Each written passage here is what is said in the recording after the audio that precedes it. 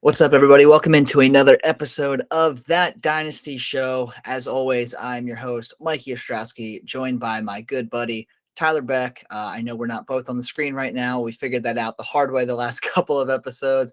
So, Tyler, come on the screen, introduce yourself to the people this episode. Yeah, we're working with what we can with Google Meet, but yeah, I've been excited to talk about this one for a while. You know how obsessed with these guys I am, and everyone else is too. So I think we might be able to shed some knowledge and shed some light on an interesting topic that's going to be becoming really relevant really soon.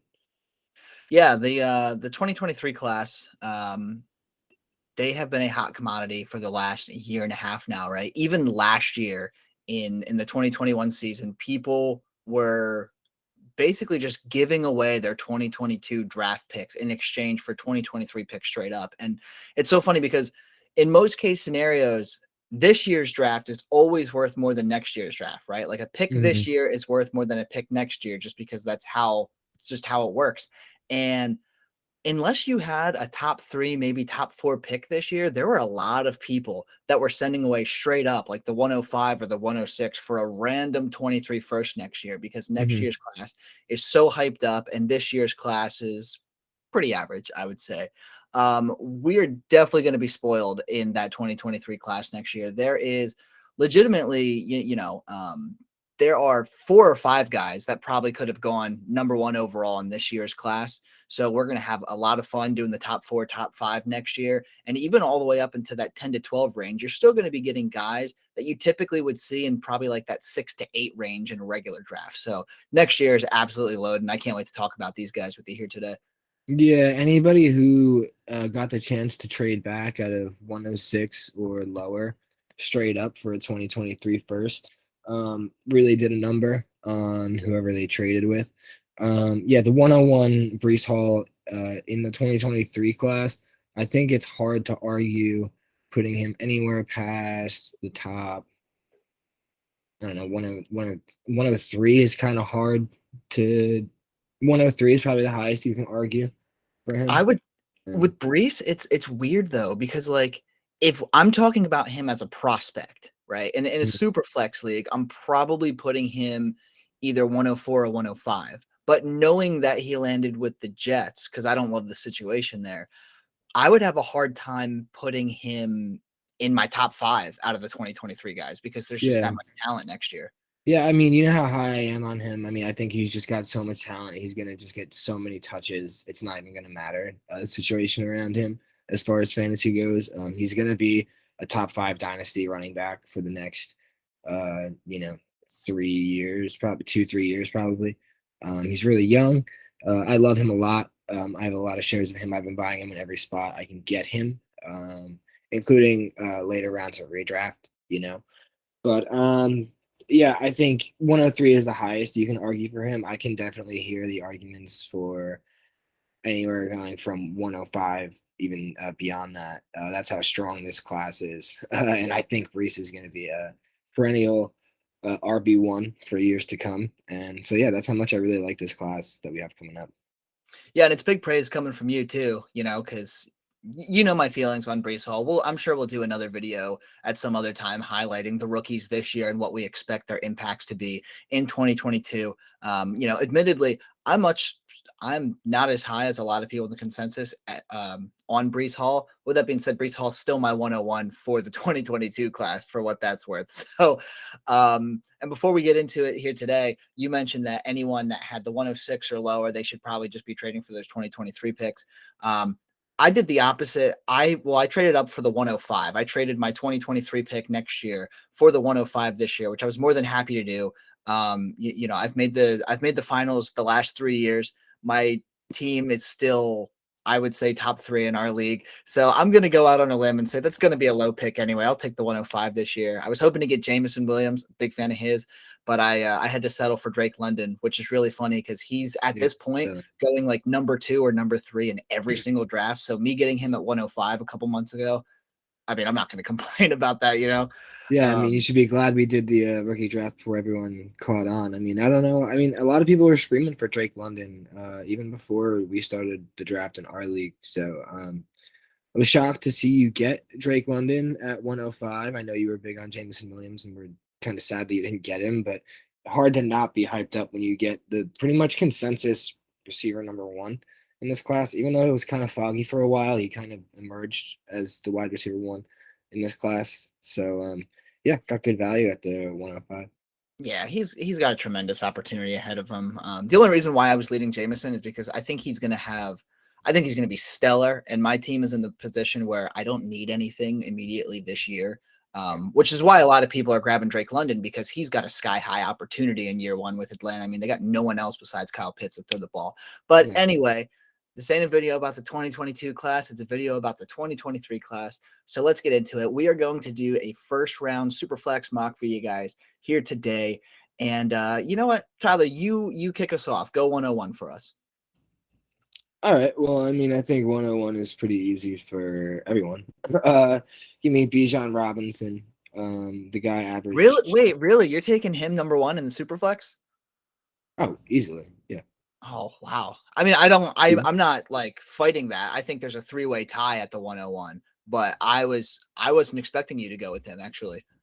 Oh, I mean, I can understand why if you're a quarterback needy team, I can understand why taking a quarterback over a running back. But I mean, I think this guy is just the next generational running back. He's the next, Jonathan Taylor-esque guy that he has just been killing it for his entire career, and it's made a lot of people excited. He came out, he immediately had a receiving role in 2020. He immediately had a role in general. He averaged 8 yards a carry on 86 carries in 2020, then averaged 5.8 his sophomore year, taking 1,100 yards, 11 touchdowns, though. So he got a lot more opportunity his second year. The efficiency did go down a little bit, but I mean, that Texas offense doesn't really have anybody else in it. It was kind of all him, and everyone knew it.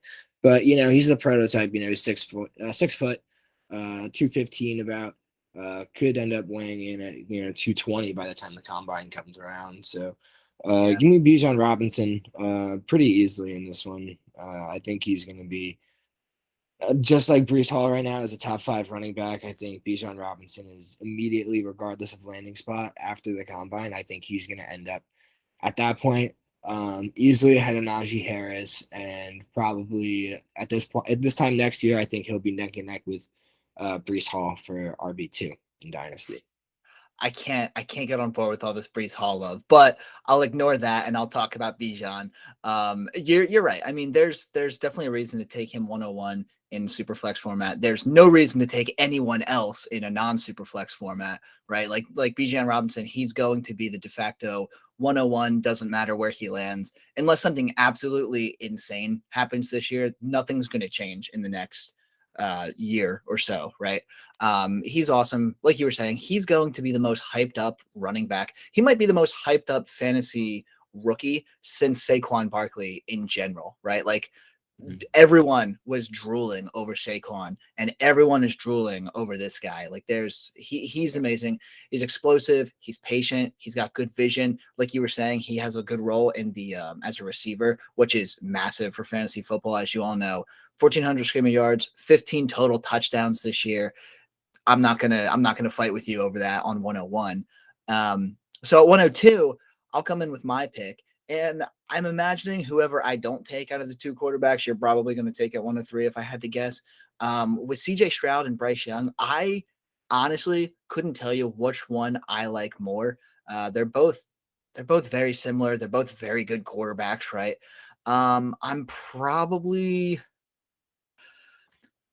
if I have to pick, I'm probably going Bryce Young over CJ Stroud. And it's not because I supremely prefer him over CJ Stroud. It's just that's what I'm feeling today, right? Like you could ask me the same question and it could be different tomorrow. He had 4,800 yards, 47 touchdowns. He's got tremendous accuracy, right? Like he just does it. He just does it, and he looks awesome out there. There's really no reason to hate him.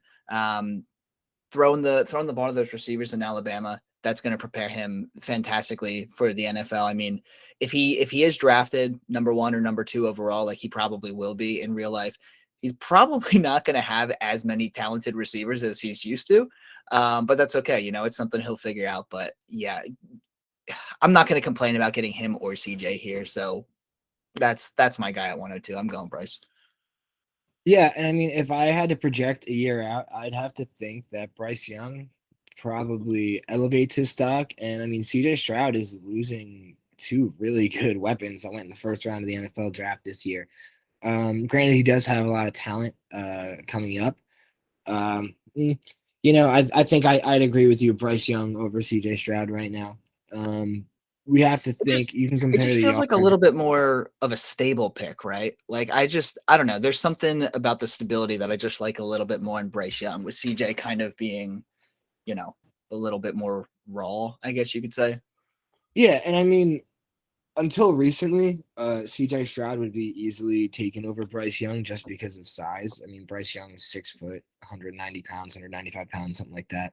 CJ Stroud coming in at 6'3" and 215, higher completion percentage, higher average yards per attempt, yards per completion, all that stuff. But in new age NFL, I mean, you know, you don't have to be a big, strong quarterback, but there is something just attractive about Alabama quarterbacks. We saw Mac Jones be the probably the least athletic option last Yeah, year and ended up, you know, the most successful quarterback. Granted, he probably went to the best spot, and yeah. but he also went to probably the most complicated spot. They probably threw the hardest game plans at him of any rookie quarterback last season. So yeah, I'm good with Bryce Young and pretty easily. I mean, you know, I just talked about CJ Stroud. The guy benefited from having, you know, Garrett Wilson, Chris Olave, and Jaxon Smith-Njigba, who I'm sure we're just about to talk about in any second now. But I sneaking yeah, suspicion. yeah. But no question for me. Yeah, CJ Stroud. I don't have to talk about it anymore. Just did. The weird thing to me, and there's no debate over, there's no third quarterback that fits in the same conversation as CJ Stroud and Bryce Young right now. And Mhm. it's just weird because neither of these guys have a rushing upside, like at all. You know, like neither one of them is going to go out there and get us those extra 5 to 7 weekly points with his legs. Like it's just not going to happen when they get to the NFL. Despite CJ's size, you know, it's not like he's ever showed us really anything spectacular on that front. Yeah, So CJ Stroud, I think I read the other day that apparently he's been on record saying that he hasn't shown the rushing upside because he doesn't want to hurt his NFL draft stock. I'm not sure how true that is, but just something I that's read. some bullshit. Just something I I read. mean, I don't doubt that a guy who's 6'3", you know, 215 or whatever he is, I don't doubt that he can run. I don't doubt that he's got wheels. I mean, he's not a slow guy out there. He Mhm. doesn't look he's an athlete, right? Like, and I'm Yeah. sure he can do things with his legs, Mhm. but you know, you wouldn't even put him in the same conversation purely based off of rushing upside. I'm not about to compare him to Daniel Jones or nothing like that. But like you wouldn't even be able to put him in the same like rushing conversation as Daniel Jones. We're like, oh yeah, he'll rush it maybe 5 to 6 times a game. He can break off a big one here or there. Like that's probably not going to be a part of CJ's game. We're just going to be hoping that he translates really well into the NFL and he can be, you know, the stereotypical quarterback of old, right? Yeah, I mean, I think he could be a guy who, I mean, some of these quarterbacks, you can't touch them. So it's like they get into the open field. I don't think Daniel Jones would have been as big of a rushing quarterback as he is now 10 years ago. I don't think the same for, you know, Josh Allen, Dak Prescott, you know, these guys that come in that are just, you know, big and athletic and heavy and hard to tackle. And, you know, they have athleticism and some speed behind them and they end up, you know, getting in the end zone. So, Yeah. I mean, it's something to be seen. You know, not many people were fantasizing about Josh Allen's rushing upside when he was coming out of I college. was. I mean, I said not many. I didn't say. I will never let anyone forget that Josh Allen was my favorite quarterback of that class because nobody let me forget for like that first year and a half of Josh Allen's career that I was Mhm. saying that. Everyone's like, you're an idiot. And I'm like, Yeah, just well, I wait, mean, just he wait. was everyone's what in that class? QE like 4 I in think he that. went, I think it was the third quarterback that went right. Yeah, but I think on everyone's list, like pre-draft, I think Josh Allen was like. I think the only person that people had him ahead of was probably Josh Rosen in that class. Right? Am I thinking Yeah, and that's the right class? yeah, and actually, I was one that liked Josh Rosen too at the Puke. time. Puke.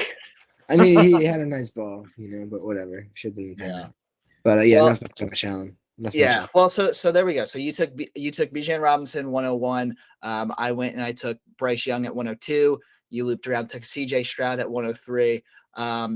You said we were about to talk about Jaxon Smith-Njigba, and here we are. He's going to be my 104. And I'm sure that makes you happy because I know exactly who you're going to take at 105. I have a feeling because there's a certain other wide receiver that you told me you like a little bit more than Jaxon here. But yeah, with this guy, dude, he was the wide receiver one in an offense with Garrett Wilson and Chris Olave, two wide receivers that just went in the top half of the first round of the NFL draft. Like he outproduced those guys. This guy has a top 5, top 6 overall draft pick written all over him in real life. It'll definitely be interesting to see how he does when he is, he's going to be hyper targeted, right? This upcoming season, but he's also going to have less help around him because even though I wouldn't say Ohio State has a bad wide receiver room, they just lost Wilson and Olave. Like that's a pretty big deal. So there's going to be a lot on Smith-Njigba's plate this year, I guess you could say, and it's going to be very telling to see how he handles it. I think he's going to be perfectly fine, even if he can just. I mean, I was going to say, even if he can just repeat his numbers, but he had like 1,600 yards this past year. Like, what more do we really want from him? He's immediately next year. He's going to be probably the 102 in non-super flex, and he'll be going 105 at the very latest in super flex leagues. I think he's going to draw a lot of comparisons to a guy like Justin Jefferson. People are going to say he's this year's Justin Jefferson. He's this year's Ja'Marr Chase. And in my opinion, he is going to fit the bill.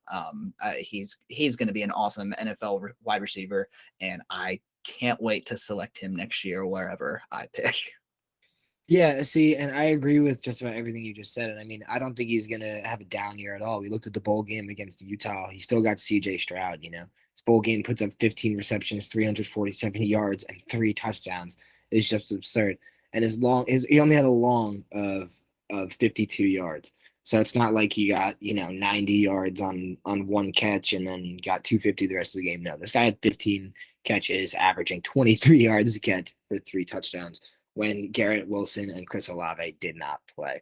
So I can understand definitely. I mean, this is probably where he's going to end up being drafted. I actually love Jaxon Smith-Njigba. I just love somebody else a little bit more.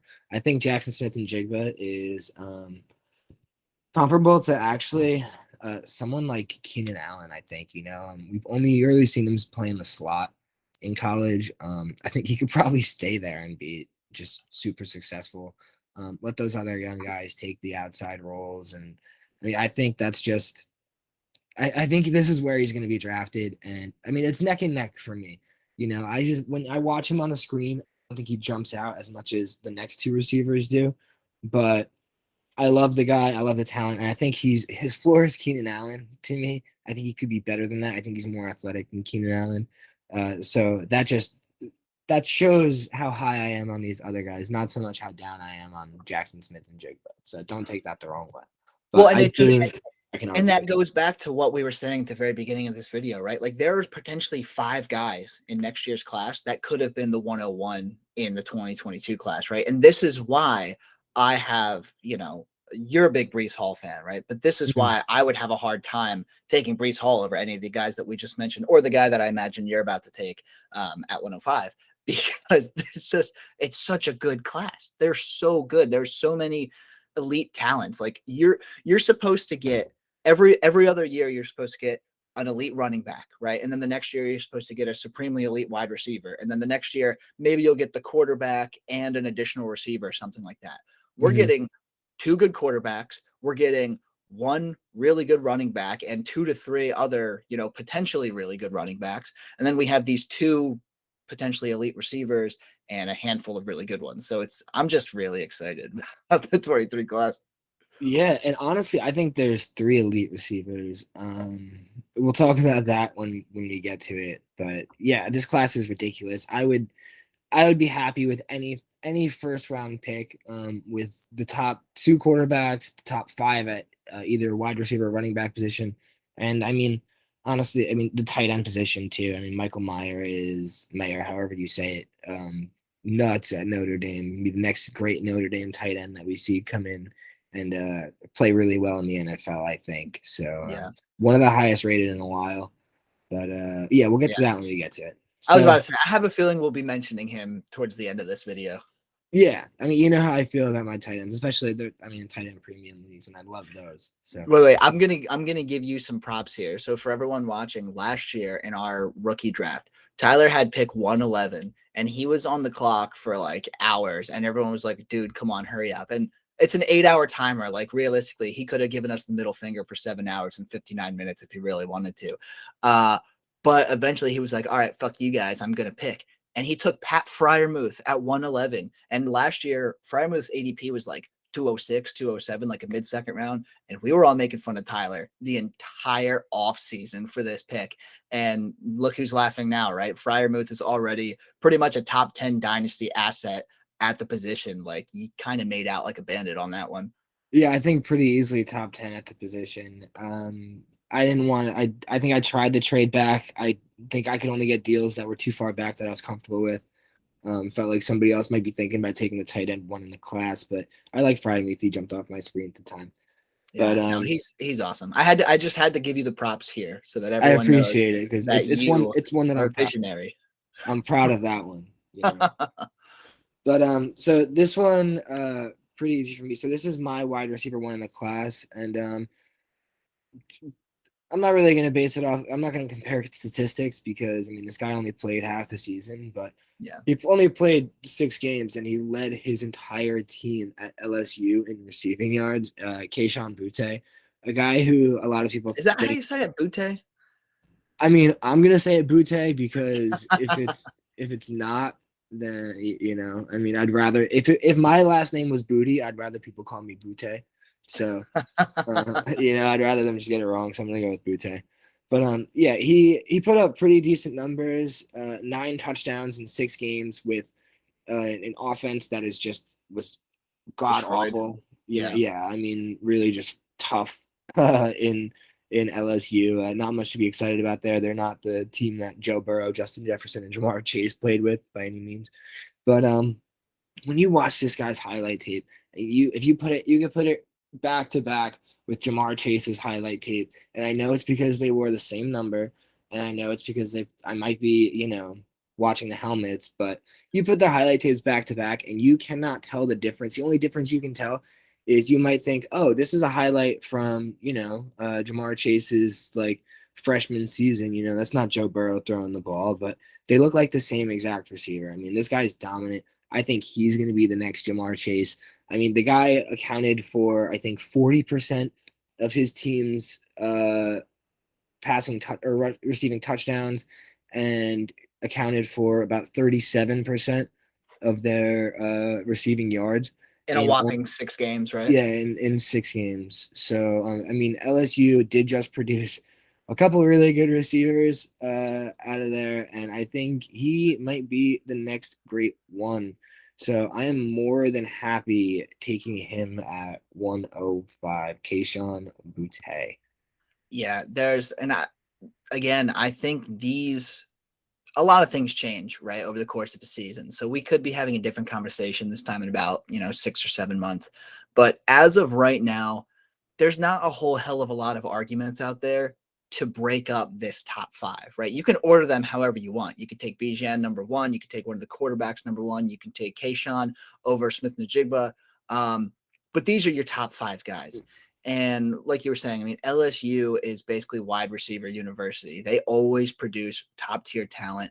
Ja'Marr Chase, Justin Jefferson, however many years back they had Odell and Jarvis Landry on the same team. I'm going to be the only one saying this. Maybe it's just because I'm wearing a Panther shirt, but don't sleep on Terrace Marshall this year. I'm just saying. There's a lot to like Yeah, about this guy. And are you still there? was trying to click back on the tab. Oh, okay. Yeah, I was So trying to click back on the you had tab. the black Apparently, if you screen click really on the quick. camera in the corner of the Google Meet tab, it turns off your camera. It's good to know. Oh, No worries, no worries. But yeah, and one more thing about Kayshon here is I'm pretty sure as a freshman, didn't he have a game where he had over 300 yards? Uh, I'm pretty yeah, sure. something. I think it was the season finale of his freshman year. He put up over 300 yards in a single game. I mean, I don't care if you're a freshman, a senior, if you're in high school, that's an impressive statistic, Yeah, you I know? mean, So the guy is just straight up capable of great things. There's some catches like when you watch Jahmyr Chase and Justin Jefferson's highlights from college, all the special receivers, you look back and you just see catches where you're just like, how did they do that? The guys who are just super relevant, you're like, wow, they looked like eighth graders playing football with sixth graders. It's like it just looks like they're just bigger, faster, and stronger than everyone else, doing crazy things that nobody else can do. And I think Kayshon Boutte fits that mold to a T, pretty much. yeah, he's going to be awesome. Like I was saying, those are the top 5 guys. So now I guess things are going to get a little bit interesting here, right? Things could shake up a bit. I know everybody has their 2023 rankings. Everybody differs a little bit outside of those top 5 guys. I mean, I have seen some people with their hot takes, Jahmyr Gibbs over Bijan Robinson. I'm like, shut up. Come on. Let's be realistic here. Yeah, just make the But easy pick. I just say just make the easy pick. When the consensus just makes the easy pick for you, just make that pick and trade back. If you really believe that Jahmyr Gibbs is better than Bijan Robinson, then trade back to the 106 and get another pick and get another future pick. If that's really how you feel. But I mean, for me, it's just take the easy guy. At 101, I mean, it gets figured out for the most part every year. I mean, it's a pretty big hit rate where the 101 ends up being a really productive guy. yeah, Even though if you look back to last year, I'd rather have Jahmyr Chase than Najee Harris, and the year but before that, even that you're just nitpicking, right? Because Najee Harris just had a top 5 running back season. Like no yeah, one's going to complain literally, about yeah, it. yeah. Or The Kyle, only or knock is that he's old. yeah, between Najee and Jamar and Kyle Pitts all being in that top 3, top 4 range, like okay, if you had a top 4 pick last year, just be fucking happy about Yeah, it. exactly. You Yeah, know? yeah, exactly. But like you alluded to, Jahmyr Gibbs, he's going to be my pick here at 106.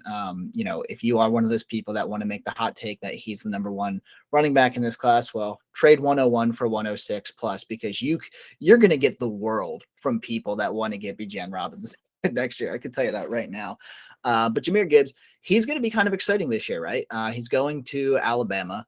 He is obviously going to be the de facto number 1 back there. Is really not even going to be much of a split backfield at all because they really don't have a whole hell of a lot going on there.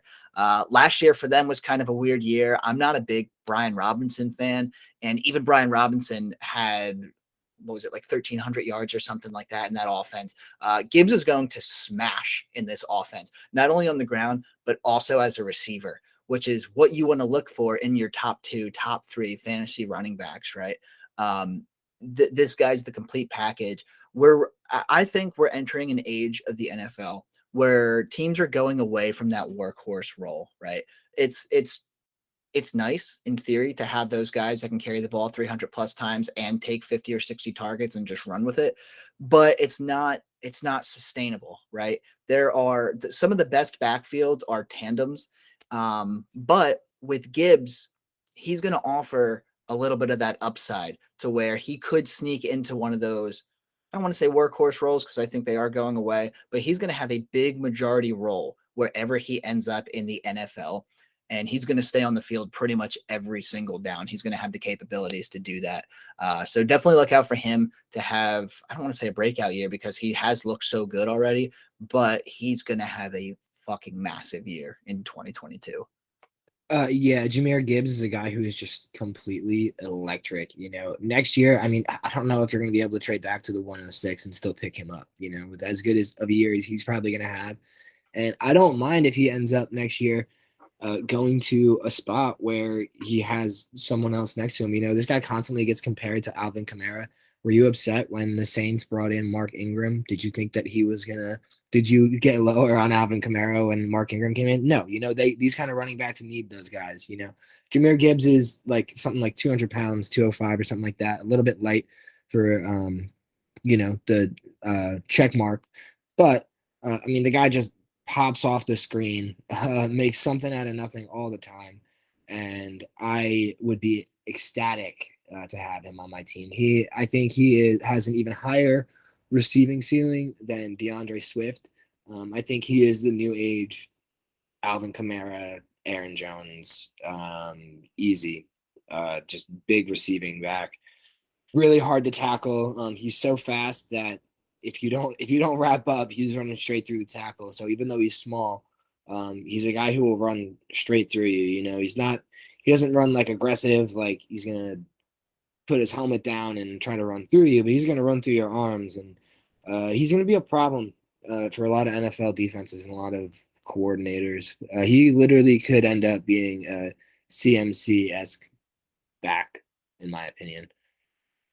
We don't just throw that name around here, No, Tyler. I know we don't. And I don't want to like really go overboard on this, but I mean, the guy's got that kind of talent. You know, if he ends up with a coach that really wants to utilize that and give him the 12 carries and 8 receptions a game on screen routes, you know, I mean, this guy's just going to be a fantasy gold mine for years to come, and he's going to You be know, so. You know what I think? So you know how, and I'm guilty of this. At one point, I had Isaiah Spiller as my RB1 in this offseason, and probably about a month and a half before the NFL draft, I realized, okay, that's probably not the right call. One should do more and more research.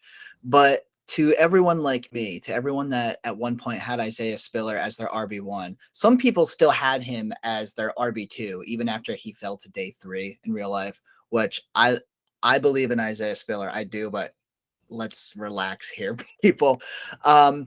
Gibbs is going to be what we want Spiller to be, right? Like we think Spiller can come in and he can, not just because he's behind Austin Eckler, am I saying this? But a lot of people were comparing him ahead of the draft to a guy like Austin Eckler. And that's what you're going to get with Gibbs. Like he is actually going to be that receiving back who is very powerful, going to score a lot of touchdowns, going to be very efficient when he touches it. Like there's not a lot to hate about the guy. And especially if he pops off this year, he's only going to move up farther. So if you were really high on Spiller this year, you're going to nut over Gibbs. I promise you. Yeah, and Jahmyr Gibbs is a guy just like Alvin Kamara. I think this is one of the reasons why he reminds me so much of him is at the goal line. I mean, he can find really tight spaces and get into them and through them. I think in the NFL, he's going to be a guy you want on the field on 3rd and 1, on the goal line, on those downs. Not because he's a power back and he's going to just bruise his way through, but because he's going to find those little creases that when he needs a half a yard and a half, he's going to get there. Yeah. He's patient and he's smart and he's got great vision to do that. So Yeah. I definitely like that. But anyway, that is enough about Gibbs. You are on the clock at pick 107, and I'm interested to see who you're going to take here. So for me, it's pretty easy. It's the Biletnikoff winner this year. Jordan Addison going over to USC. There's just nothing else to say about this guy. There's going to be an argument. There's going to be some people who think he's wide receiver 1 next year. He's just neck and neck with Kayshon Boutte, Jaxon Smith-Njigba for me. Real quick, Addison, he just transferred right to USC. Yes, he was at Pitt last year with Kenny Pickett. He was Kenny Pickett's number 1 guy, but now he's going over to USC, and I think Caleb Williams is there. So going to be a big year for him. He's going to get to show off a lot. He got paid a lot of money to go there, and I hope he pans out because he's a guy who won the Biletnikoff over all your favorite receivers that went in the draft this year. He won the best receiver in the nation award. So 100 catches, 1,600 yards, 17 touchdowns, 1 season. That's the thing. I don't even have to bring up the stats because it's like everybody knows. I would just be repetitive if I brought up his stats. So just look up his name, watch the highlights, find anything you don't like about the guy, and come back and tell me in the comments. But I would die on a hill for this guy at 107. Yeah, that's. Oh, sorry, you cut out there again, so I just started talking. But no, that's really good value there at 107. It looks like you're still having some computer issues. I'm not even having computer issues. I'm just clicking back and forth between the tabs, and I keep clicking the button. Yeah, well, I guess in the recording, since it'll just show one person at a time, we won't see the black hole that was your screen. Yeah. But okay, cool. So that's a great pick at 107. I think that's a fairly easy pick at 107. And we'll see what happens in USC. But if he does even a little bit of what he did with Pitt, I mean, this guy's draft stock is only going to creep up. 107 is going to be a great spot to get him. It'll be a very good value spot to get him. Yeah. And wait, I just want to point out, this is one reason why it matters whether your league is a super flex or one quarterback league, because when you're trading for those future draft picks, I mean, there's a big difference between 107 and 105. You know, Jordan Addison's probably going 105 in one quarterback leagues, 107 in super flex. So do with that what you will. Yeah, and I think next year is going to be kind of weird, right? Because I'm not a big fan of people taking a quarterback in the first round of one QB leagues, but Stroud and Bryce Young could be the exception to go in that, you know, maybe 11 overall to 14 overall, like very late first, early second.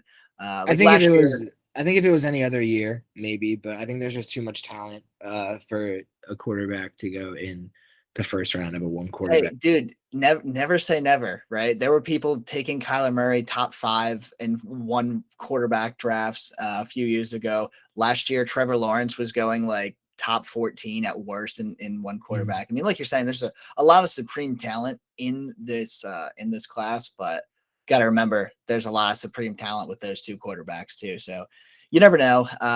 But any case, we'll move on here. So you went with Addison at 107. 108 is, I was really hoping that I was going to get Addison here. I thought I was going to, but I don't. When you mentioned that there was potentially a third receiver to be looped in with our other two guys, I was like, all right, I'm not getting him. I'm probably going running back Zach Evans here. I don't love him, right? I don't love him nearly as much as the first 7 guys that we were talking about, but I think he's a really good running back, right? You know, he's got incredible power. He is agile as all hell. He's got a phenomenal jump cut, physical back, 3 down potential here. Let's see, what else do I got here? 778 scrimmage yards and 6 touchdowns in only 6 games this past year. I think I'm reading that wrong. I mixed up a couple stats. Just forget that part, but just know Zach Evans, I think he is the best of who we've got available here. I think at this point, I think the running backs are kind of tiered down, right? Like I think it's Bijan Robinson, and then I think Gibbs is in that tier 2 of his own.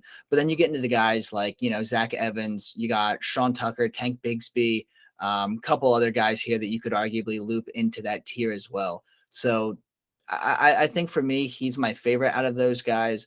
But gun to my head at 108, I'll just be happy to come away with any of these, you know, tier 2/tier 3 runners, because there's a lot of running back talent here.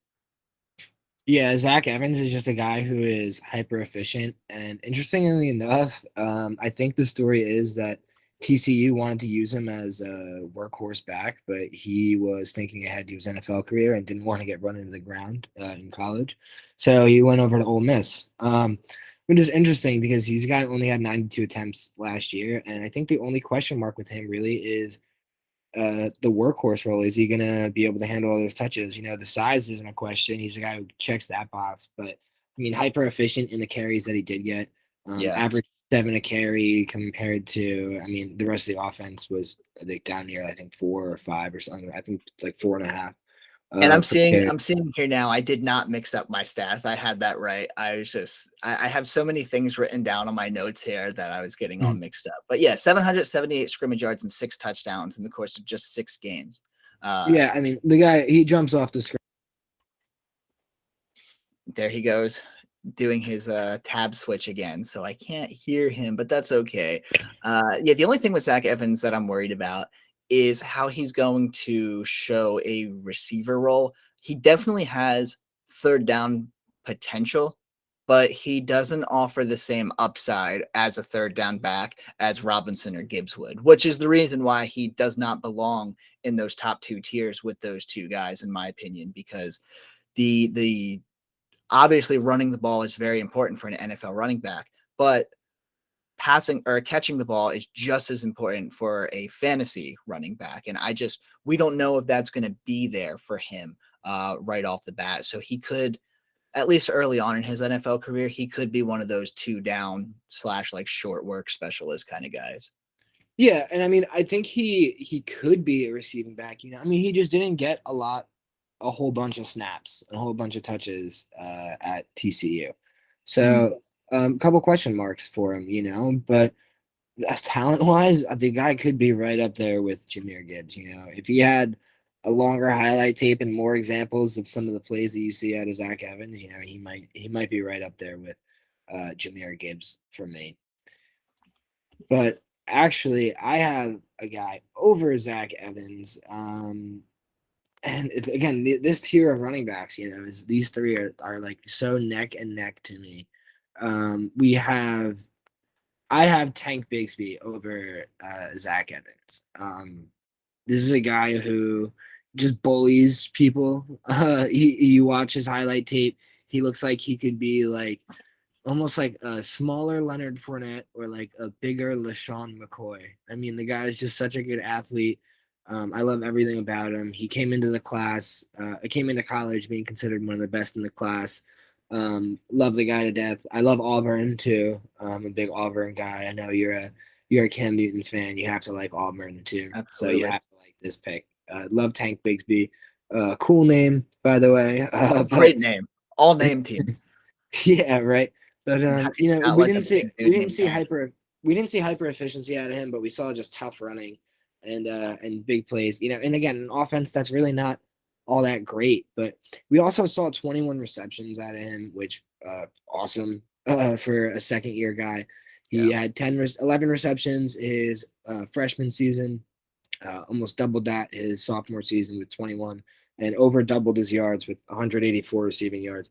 So, I mean, give me that guy. Give me that guy. Again, it's crazy that you're getting value like this at 109, but we are. Yeah. And see, because I have him. I don't really have a ranking between him, Zach Evans, and Sean Tucker, if I'm being honest. Like I kind of have them all interchangeable right now.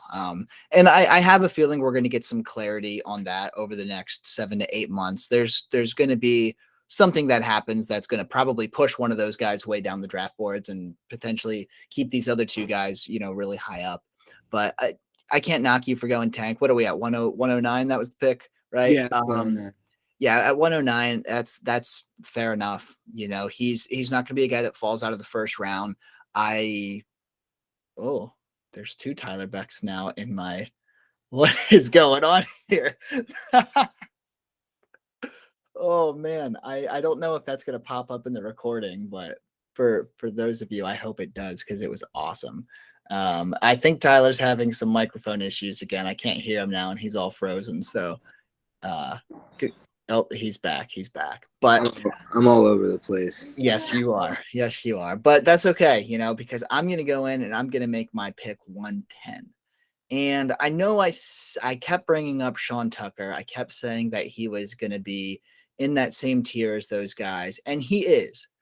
But this is a mock draft, and I don't want Tyler to get Michael Mayer, so I'm going to take him at 110 just because I can, and because I do think that like I was saying, I think that one of those 3 running backs, one of them is going to fall, right? Somebody always does. Like, look at Chuba Hubbard a couple of years ago. He was slated to be potentially the second best running back in a loaded class, and then he completely fell out last year. So maybe this is me trying to just guess ahead or whatever, but Sean Tucker is probably my least favorite of those 3, if I had to say. So I'm going to bump him down a little bit. I'm going to take Michael Mayer over him here at 110. Like Tyler was saying earlier, he's going to be the next big thing out of Notre Dame. Kid's a big play waiting to happen at the tight end position. 6'4", 250. I'd like him to be, maybe 6'5", 6'6", to be a little bit more, the prototypical size, but I'm not going to knock the guy for 2 inches. As a freshman, he caught 42 passes for 450 and 2 touchdowns, which is really not very common for tight ends. Freshman tight ends are never heavily involved in a game plan, and he most definitely was. And then as a sophomore this past year, 12 games, 71 catches, 840 yards, and 7 touchdowns. The kid was absolute dynamite in Notre Dame. He's going to build off of it. He could be one of the few tight ends that go out there and sees over 1,000 yards as a collegiate player. A lot of tight ends never achieve that. That is a very rare thing to do. And I think that he's going to have a shot to go potentially late first round in real life of the NFL draft. If not, he's going to be a very early day 2 pick at this point. So pick 110, give me Michael Mayer. Yeah, I mean, there's nothing to complain about there. I mean, you're getting a guy who literally might be just as athletic as Mark Andrews, Travis Kelce, the big tight ends that you're all buying right now, and you all wish were 5 years younger. He's probably just as athletic as these guys were. So nothing to complain about there. Notre Dame has been producing tight ends for God knows how long, and would like to apologize about the technical mishap. My computer was dying, so I was trying to switch over to my phone. I was trying to do it discreetly while you were giving your take, but you had to call me out for well, and that's totally my fault because I keep forgetting that it's just 1-1. But when I saw that go off, it was, I don't know, it was just so distracting. I had to tell everyone. We'll get over it. We'll get better. But pretty easy for me here. Actually, really not so easy. There's a guy who I think you can make a really good argument for, but I mean, I'm going to take Sean Tucker. The guy, when you watch him run, I don't know if it's just the fact that he's wearing the color orange and 34 is kind of close to 24 when you're looking at a football jersey, but the guy looks like Nick Chubb to me. I mean, he runs so hard. Like I was talking about Jahmyr Gibbs, he runs through arm tackles. He actually has a pretty decent receiving role. Let me pull up his stats here. Let's see.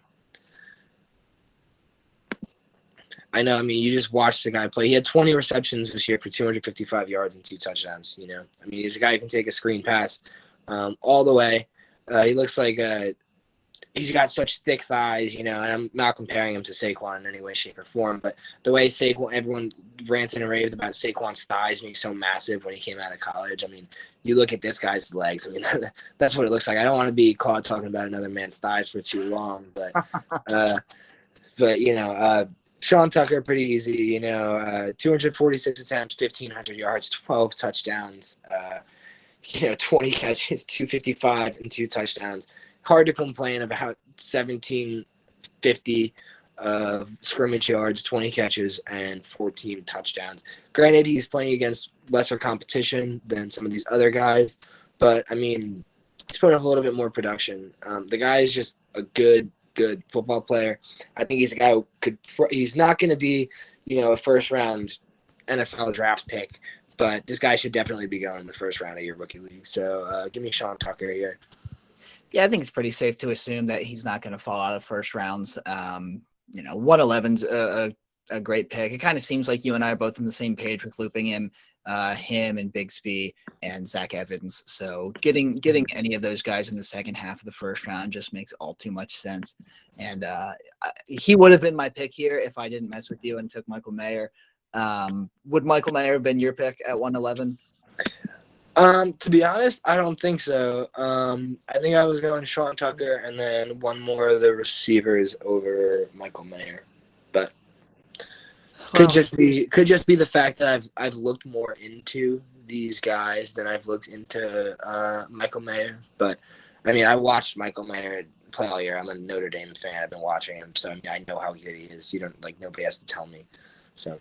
Yeah, and I think, a lot of that depends on if he does go top 40, top 50 in real life. Mm-hmm. If he fell past that part, probably wouldn't be taking him over Sean Tucker. But because I do think that he could potentially be picked in the top 32, I think he could potentially be a first round pick next year. So I love that, So I went with him at 110. Don't disagree with you at all on Sean Tucker, like I said, at 111. 112, though, I genuinely have no idea what I want to do here. There's a part of me that's saying go quarterback because that's what would happen in real life because there's so many. A quarterback that shouldn't go at the end of the first round always goes at the end of the first round in those super flex leagues. But like you mentioned, it's a very deep class. So I don't necessarily see any quarterbacks that are on the board outside of Stroud and Young that as of right now deserve to be first round picks. I know Anthony Richardson in Florida, a lot of people think that he could break out, especially fantasy-wise, because he's got, those mobile gifts and everything. But we haven't really seen anything from him. Like, I've checked out a couple of mock drafts, and I've seen him go as early as 201. And to me, I'm just like, we're really banking on a breakout there. Like, I'll keep it honest. Like, I really didn't even know who the guy was before I started doing some research for this video. So don't really know where that's coming from. Man, I have no idea.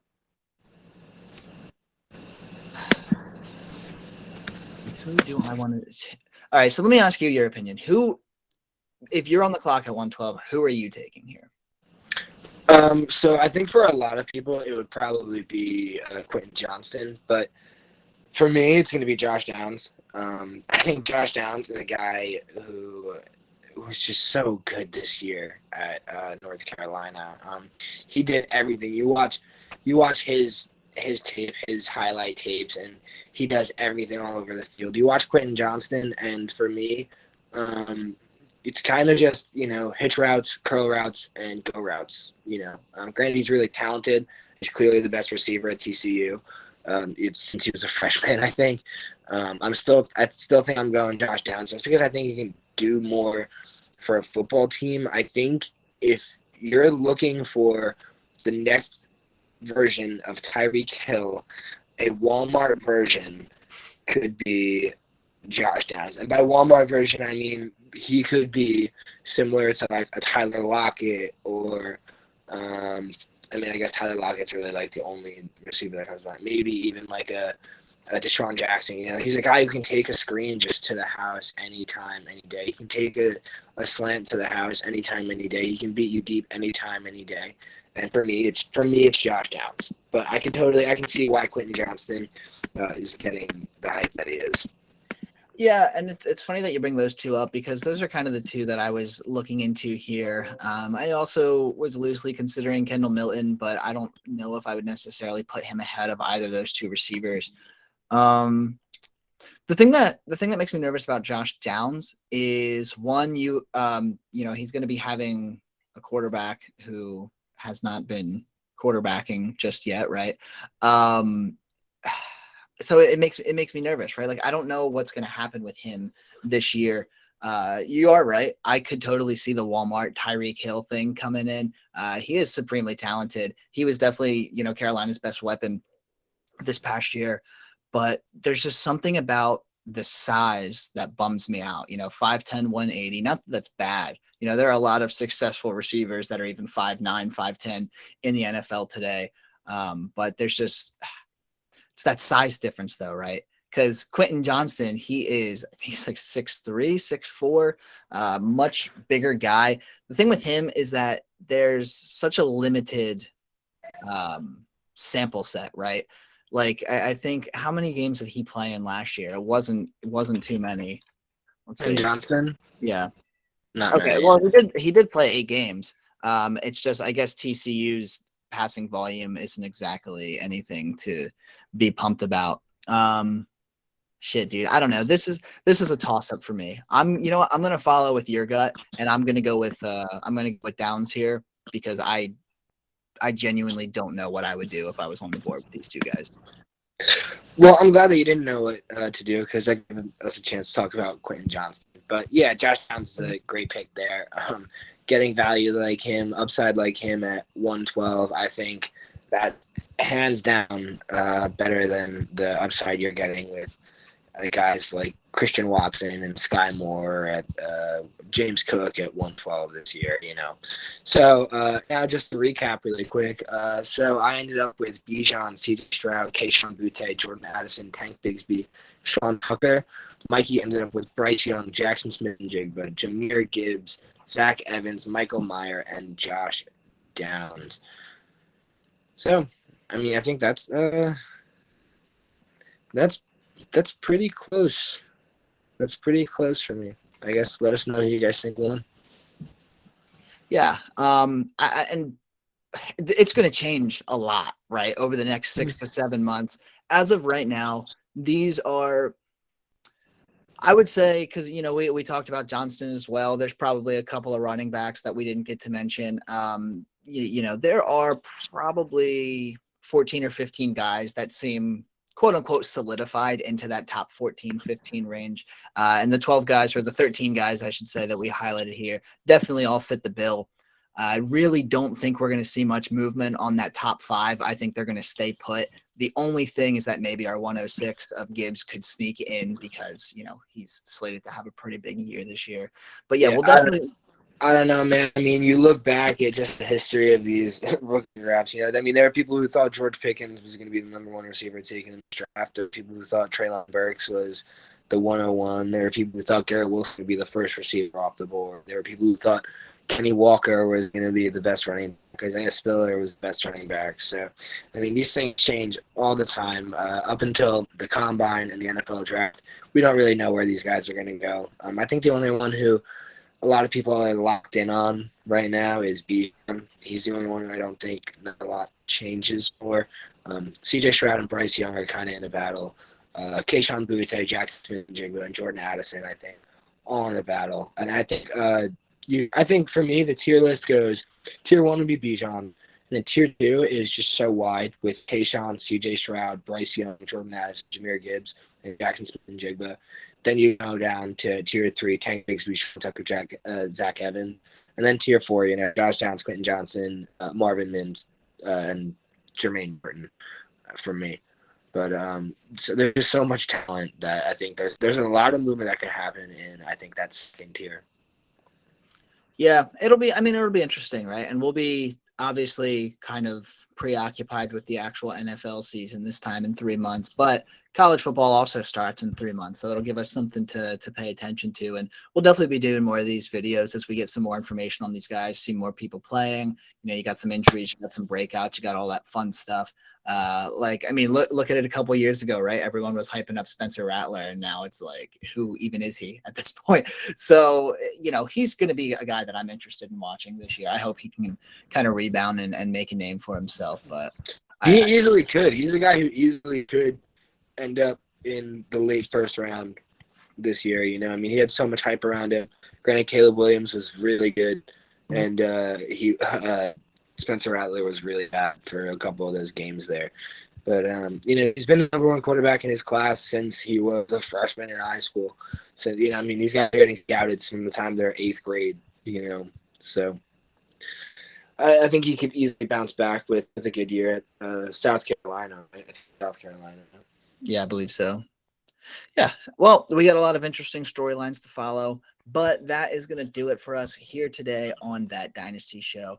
Definitely let us know what you think. Feel free to comment anything that you have to say. If there's a guy that we missed or a guy that you'd like to see us talk about in the future, let us know which picks you liked, what picks you don't like. If you like this video, give us that thumbs up.